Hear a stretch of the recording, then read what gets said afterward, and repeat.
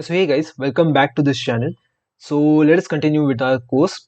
So now that you all have seen what prompts are, what are different techniques of prompts, so let us look at prompt templates. So what are prompt templates? They are basically the predefined recipes for generating prompts for large language models. So basically, as the name suggests, it is a template for prompts.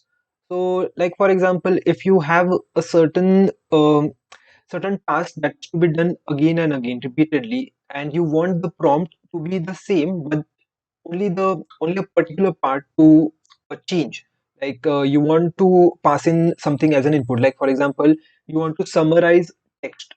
So you can have a prompt that summarize this text, and the text you can pass in whenever and whatever as per the requirement, like there can be a paragraph, it can be 2 3 paragraphs. So you can pass that text as a variable into your prompt instead of again and again writing the prompt and passing it through the LLM.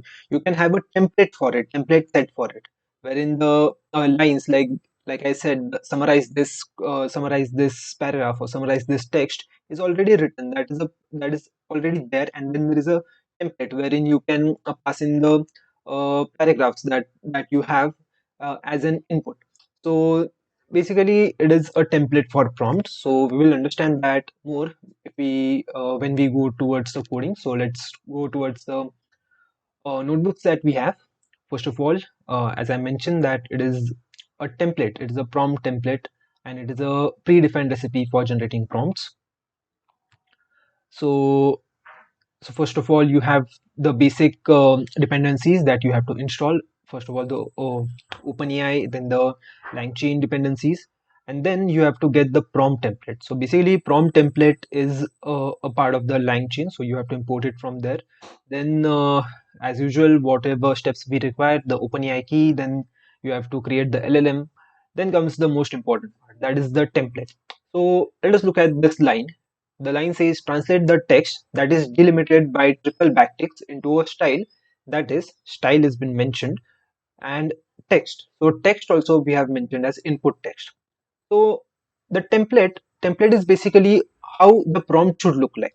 So basically it is a template. So as I mentioned, we want the prompt to behave in a template.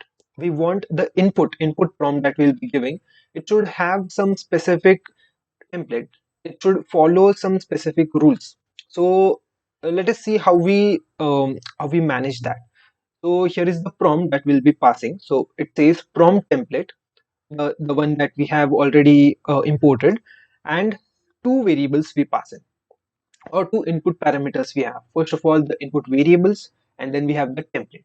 The template we have already mentioned over here what template is. And the input parameters or the input variables that we have is the input text and the style. Now here you can see the style is not mentioned, neither is the input text. That means we have to pass in as an input, we have to pass in as a variable the style and input text in the prompt. So basically we just have this template, and we have to pass in the style and the input text. So that is how the prompt template helps us, it makes our job really easy. So let us see how we do that. First of all, you have the input text. It is a Hindi text. So see, so in Hindi we have it is something on the lines of the customer care's intro line. So you can read this out that it is a Hindi customer care lines. The first line that they say. Then we have the style. So we have mentioned the style, that is English. It should be in English, and it should be in a calm and respectful tone.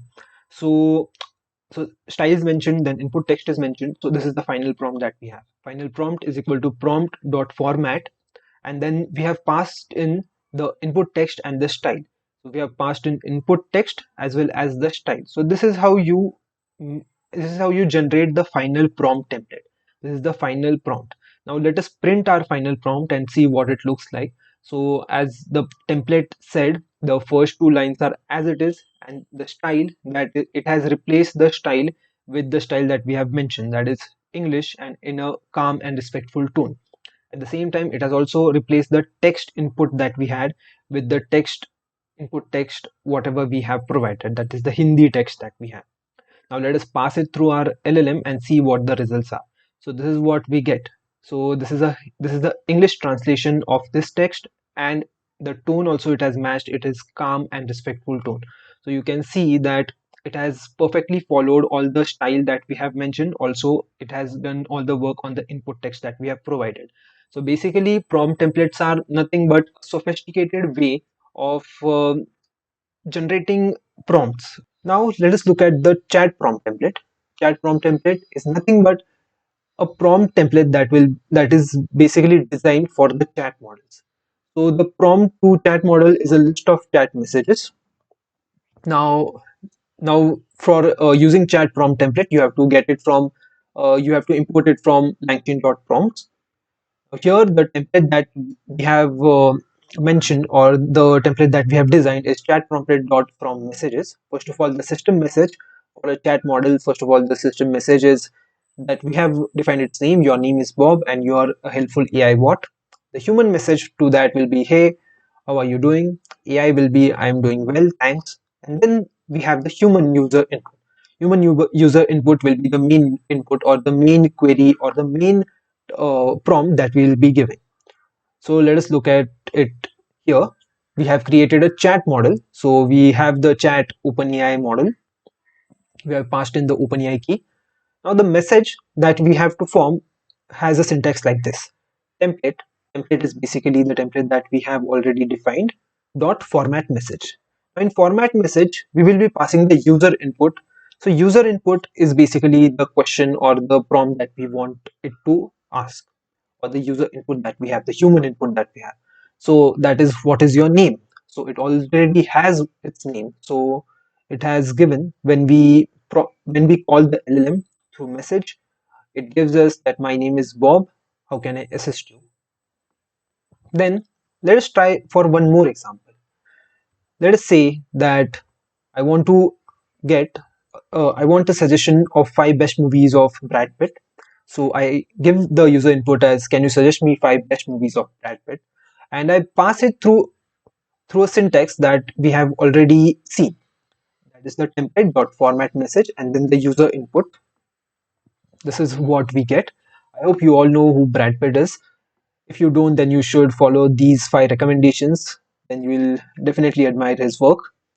So and yeah, it makes our job really easy.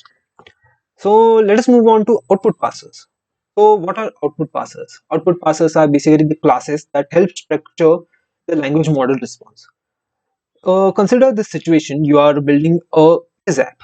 Now in quiz app, you have a question, you have 4 options, and then an answer. So consider that you have to create a question set or a quiz set of 20 questions. Now in each question, you will have a question, 4 options, and an answer. The format that we want will be fixed. It won't change at any point. So for this use case, where you know that the output should be in a specific format and always it will be in a specific format, you need the help of output parsers. So you basically force the LLM to give out the answers in a specific style or a specific structure. So let us directly look at the main types of output parsers. We have the structured output parser and then the pydantic output parser. You can obviously explore more on the website that has been mentioned over here. That is the official documentation. First of all, let us look at the structured output parser.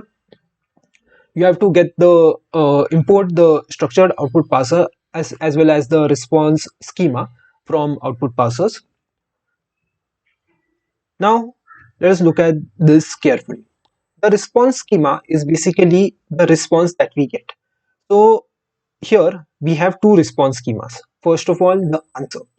So the use case that we are looking at here is we'll be getting an answer as well as the source from where the answer is been cited. So we will be getting these 2 things from our LLM. So we want these 2 things. So what is done is, first of all, we define that we want the answer to the user's question. So we describe it, we give the description, answer to the user's question. Then we have the second response schema, which says source. We also want the source, like where this answer you have got, or like from where you have cited. We want to cite it. So it should be a website. We have also mentioned that it should be a website. So we are forcing the LLM to give us the citation for this as well as the website link. So then what we do is we define output parser as the structured output parser dot from response schema. We pass in the response schema. That is basically output parser. Output parser will be the format. We will be passing it to the instructions, format instructions. So the next step, as I said, we create a format instructions. So format instructions, we define the how the output should look like. So output parser that we have already created dot get format instructions. So we will be getting the format instructions, like in what format we want the answer in. Then all this will be passing into the prompt template. So as we have already mentioned how the prompt template looks like, so the prompt will be prompt equal to prompt template. Template will be obviously answer the user questions, uh, and it should also follow the format instructions as well as it should answer the question. So the input variable that we have is the question, and the partial variable is basically the format instructions that we have. The format instructions that we have is the one that we have already defined over here. So let us create the LLM and just pass in the input. So the input that we have is again prompt.format prompt, and the question that we have is what is the capital of France. So that will be passed through the output. So that will be passed through the LLM input.toString, and here's the output that we get. Answer. So this is a dictionary that we get. Answer Paris, and the source that we have is this link. So this is how we force the LLM to give us the output in a specific manner or a specific format. This helps us a lot, and you will be realizing the potential of this as in when you will be using, you will be diving deep into the applications, using more LLMs and actually creating the application. So it helps us a lot. Now let us look at the most powerful output parser out there, that is the pydantic JSON parser. So we have to import the pydantic output parser from Langchain.output parsers. We also have to get the we also have to import some more things, that is pydantic base models, fields, and validators. Also the typing import list from typing import list. Now let us look at this situation where we have a player, and there are different so we know that in IPL cricketers play for uh, different sports teams, that is the IPL teams. So here we need to know that there will be a player, and then we want a list of teams that he has played for. So for that, let us create a class. So we have the cricketer class where we have passed the base model and the name. So we have name as well as the team names. So here is why pydantic output parser is so powerful, because here we can define in what data structure we want the output in. Now here the name I want it to be in a string, and the team names I want it to be a list of string. So here the field whatever description that we have to give the description name of the cricketer, and the description for the team list will be list of names of IPL teams that he was a part of. Now I have a query over here that says generate an IPL team record of Dinesh Karthik, because Dinesh Karthik has played a lot of teams, so that will be a good example. So we will create a parser as we had created in the structured output parser. We will be passing the pydantic output parser. Now in our pydantic output parser, we will be having the pydantic object, which is equal to cricketer. Creator is basically the class that we have, and then we'll be passing similarly through the prompt templates as we passed in the structured output parser. We'll be having the template, the input variables, and the partial variables, that is the parser dot get format instructions. That is again what we have done earlier. So let us pass it um, through our LLM and see what the output is. So this is how it looks like. The cricketer class, it gives us the name, that is Dinesh Karthik, and the team names, that is Delhi Devils, Kolkata Knight Riders, Kings 11 Punjab, and Mumbai Indians. So this is how you can get output in a specific format. So that's it from this video. If you have any doubts, you can definitely comment it, and we'll be happy to help you out. So stay tuned for the next videos.